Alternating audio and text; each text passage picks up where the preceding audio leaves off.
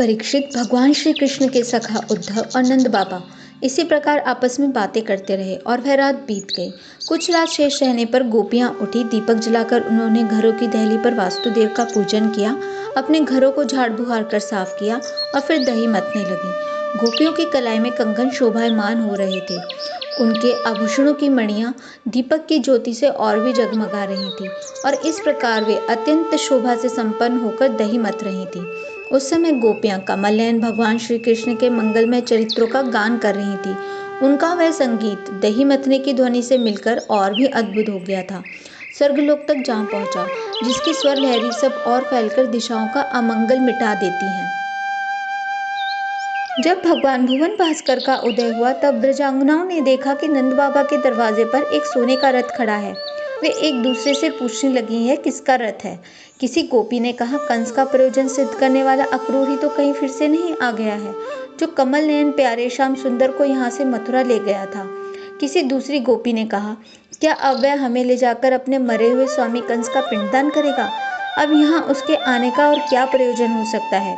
ब्रजवासिनी स्त्रियां इसी प्रकार आपस में बातचीत कर रही थी कि उसी समय नित्य कर्म से निवृत्त होकर उद्धव जी वहां आ पहुंचे। श्री सुखदेव जी कहते हैं, परीक्षित, गोपियों ने देखा कि श्री कृष्ण के सेवक उद्धव जी की आकृति और वेशभूषा श्री कृष्ण से मिलती जुलती हैं। घुटनों तक लंबी लंबी भुजाएं हैं, नूतन कमल दल के समान और कोमल नेत्र हैं, शरीर पर पीताम्बर धारण किए हुए हैं, गले में कमल पुष्पों की माला है, कानों में मणिजनित कुंडल झलक रहे हैं और मुखारविंद पर अत्यंत प्रफुल्लित है। पवित्र मुस्कान वाली गोपियों ने आपस में कहा, यह पुरुष देखने में तो बहुत सुंदर है, परंतु यह है कौन? कहाँ से आया है? किसका दूत है? इसने कृष्ण जैसी वेशभूषा क्यों धारण कर रखी है? सबकी सब गोपियां उनका परिचय प्राप्त करने के लिए अत्यंत उत्सुक हो गईं और उनमें से बहुत सी पवित्र कीर्ति भगवान श्री कृष्ण के चरण कमलों के आश्रित तथा उनके सेवक सखा उद्धव जी को चारों ओर से घेर कर खड़ी हो गई। जब उन्हें मालूम हुआ कि ये तो रमारमण भगवान श्री कृष्ण का संदेश लेकर आए हैं, तब उन्होंने विनय से झुककर सहज हास्य, चितवन और मधुर वाणी आदि से उद्धव जी का अत्यंत सत्कार किया तथा एकांत में आसन पर बैठाकर वे उनसे इस प्रकार कहने लगी, उद्धव जी, हम जानती हैं कि आप यदुनाथ के पार्षद हैं, उन्हीं का संदेश लेकर यहाँ पधारे हैं। आपके स्वामी ने अपने माता पिता को सुख देने के लिए आपको यहाँ भेजा है।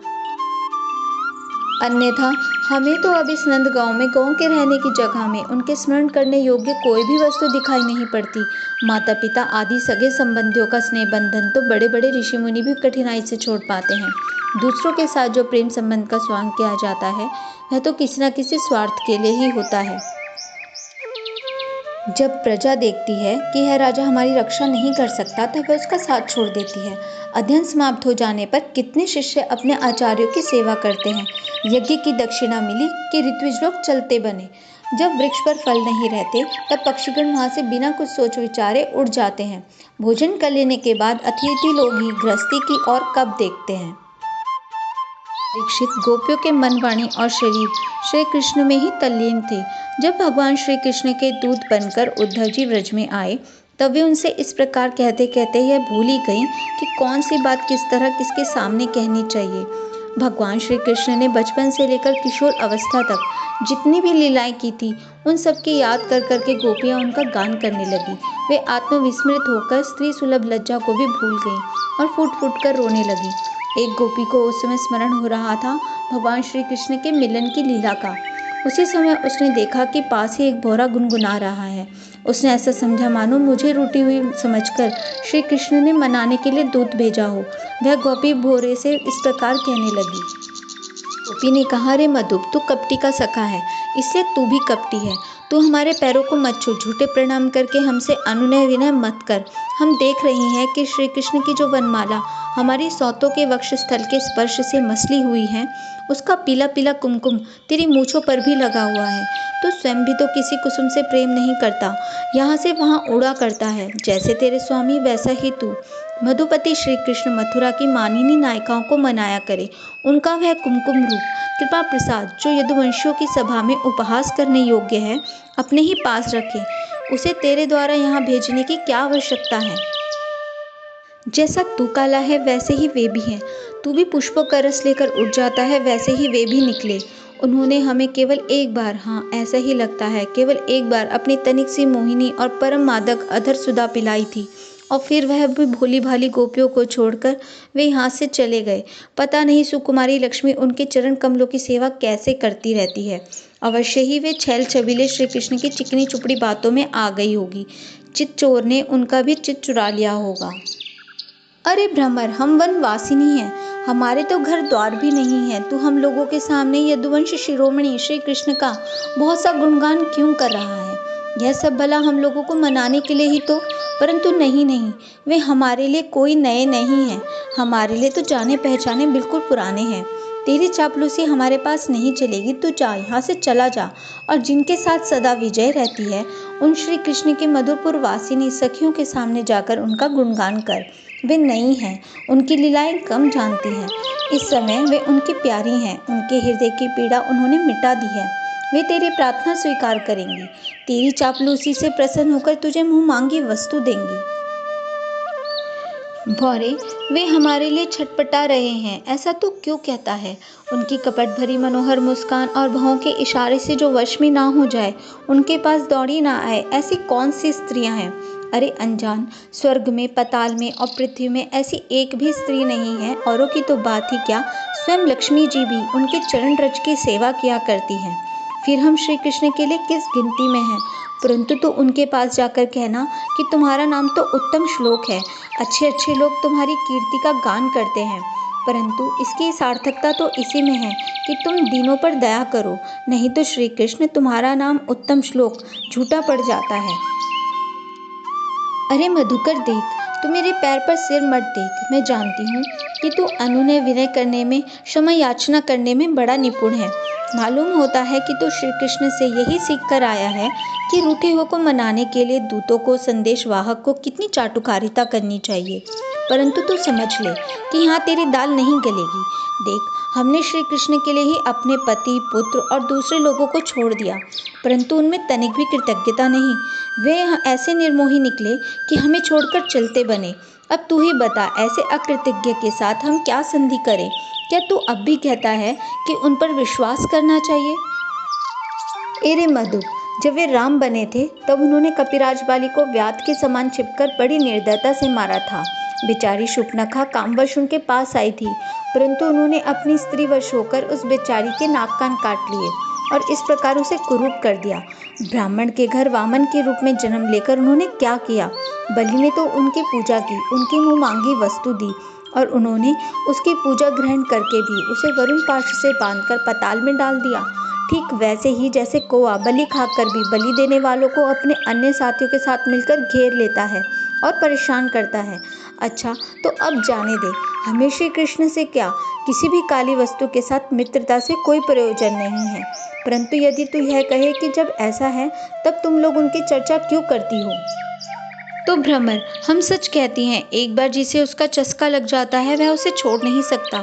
ऐसी दशा में हम चाहने पर भी उनकी चर्चा छोड़ नहीं सकती। श्री कृष्ण की लीला रूप कर्णामृत के एक कण की भी जो रसास्वादन कर लेता है, उसके राग, द्वेष, सुख, दुख आदि सारे द्वंद्व छूट जाते हैं। यहाँ तक कि बहुत से लोग तो अपनी दुखमय दुख से सनी हुई घर गृहस्थी को छोड़कर अकिंचन हो जाते हैं, अपने पास कुछ भी संग्रह परिग्रह नहीं रखते और पशुओं की तरह चुन चुन कर भीख मांगकर अपना पेट भरते हैं, दिन दुनिया से जाते रहते हैं।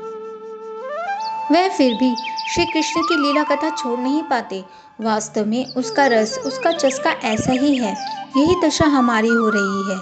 जैसे कृष्णसार मृग की पत्नी भोली भाली हिरनियां व्याध के सुमधुर गान का विश्वास कर लेती हैं और उसके जाल में फंसकर मारी जाती हैं, वैसे ही हम भोली भाली गोपियां भी उस छलिया कृष्ण की कपट भरी मीठी मीठी बातों में आकर उन्हें सत्य के समान मान बैठी और उनके नखस्पर्श से होने वाली काम व्याधि का बार बार अनुभव करती रहीं। इसलिए श्री कृष्ण के दूत भौरे, अब इस विषय में तू और कुछ मत कह, तुझे कहना ही हो तो कोई दूसरी बात कह। हमारे प्रीतम के प्यारे सखा, जान पड़ता है तुम एक बार उधर जाकर फिर लौट आए हो। अवश्य ही हमारे प्रीतम ने मनाने के लिए तुम्हें भेजा होगा। प्रिय भ्रमर, तुम सब प्रकार से हमारे माननीय हो, कहो तुम्हारी क्या इच्छा है, हमसे जो चाहे सो मांग लो। अच्छा, तुम सच बताओ, क्या हमें वहाँ ले चलना चाहते हो? अजी, उनके पास जाकर लौटना बड़ा कठिन है। हम तो उनके पास जा चुकी हैं, परंतु तुम हमें वहां ले जाकर करोगे क्या? प्यारे भ्रमर, उनके साथ उनके वक्षस्थल पर तो उनकी प्यारी पत्नी लक्ष्मी जी सदा रहती है ना, तब वहाँ हमारा निर्वाह कैसे होगा? अच्छा, हमारे प्रीतम के प्यारे दूत मधुकर, हमें यह बतलाओ कि आर्यपुत्र भगवान श्री कृष्ण गुरुकुल से लौटकर मधुपुरी में अब सुख से तो है ना? क्या वे कभी नंद बाबा, यशोदा रानी, यहाँ के घर, सगे संबंधी और ग्वाल बालों की भी याद करते हैं? और क्या हम दासियों की भी कोई बात कभी चलाते हैं? प्यारे भ्रमर, हमें यह भी बतलाओ कि कभी वे अपने अगर के समान दिव्य सुगंध से युक्त भुजा हमारे सिर पर रखेंगे? क्या हमारे जीवन में भी कभी ऐसा शुभ अवसर आएगा? श्री सुखदेव जी कहते हैं, परीक्षित, गोपियां भगवान श्री कृष्ण के दर्शन के लिए अत्यंत उत्सुक, ललायित हो रही थी, उनके लिए तड़प रही थी। उनकी बातें सुनकर उद्धव जी ने उन्हें उनके प्रीतम का संदेश सुनाकर सांत्वना देते हुए इस प्रकार कहा।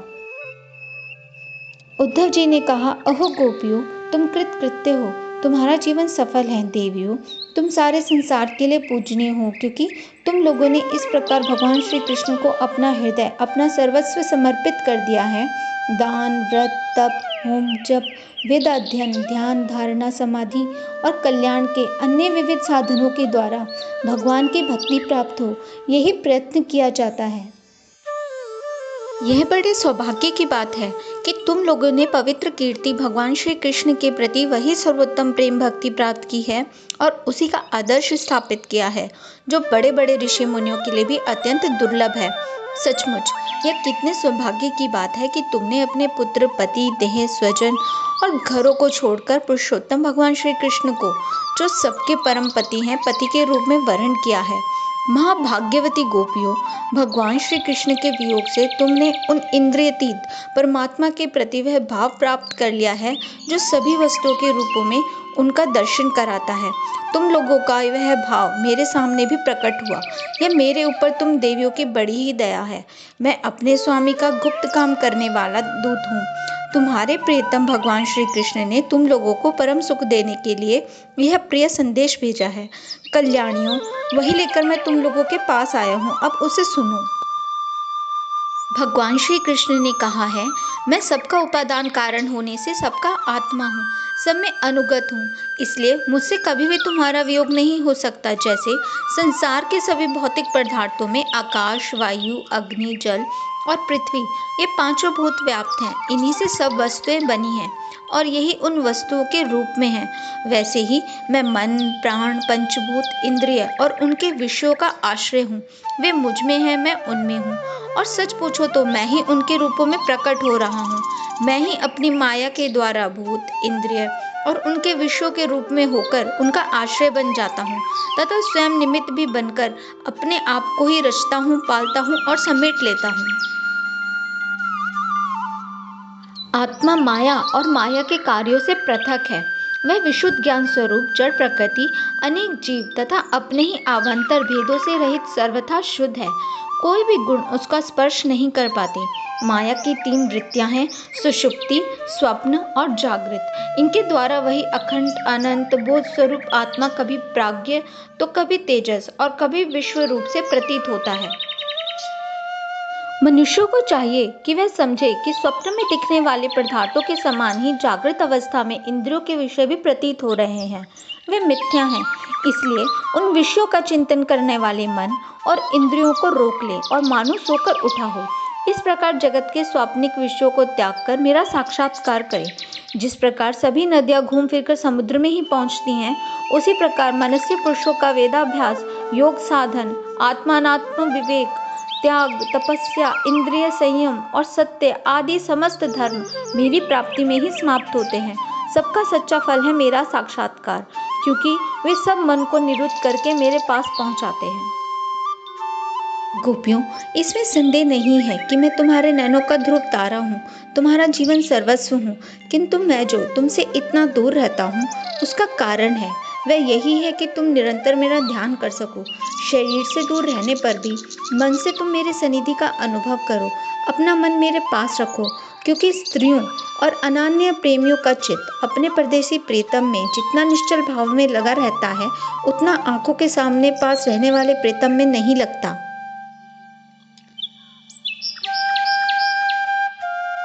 अशेष वृत्तियों से रहित संपूर्ण मन मुझ में लगाकर जब तुम लोग मेरा अनुस्मरण करोगी, तब शीघ्र ही सदा के लिए मुझे प्राप्त हो जाओगी। कल्याणियों, जिस समय मैंने वृंदावन में शारदीय पूर्णिमा की रात्रि में रास क्रीड़ा की थी, उस समय जो गोपियां स्वजनों के रोक लेने से ब्रज में ही रह गई, मेरे साथ रास विहार में सम्मिलित न हो सकी, वे मेरी लीलाओं का स्मरण करने से ही मुझे प्राप्त हो गई थी। तुम्हें भी मैं मिलूंगा अवश्य, निराश होने की कोई बात नहीं है।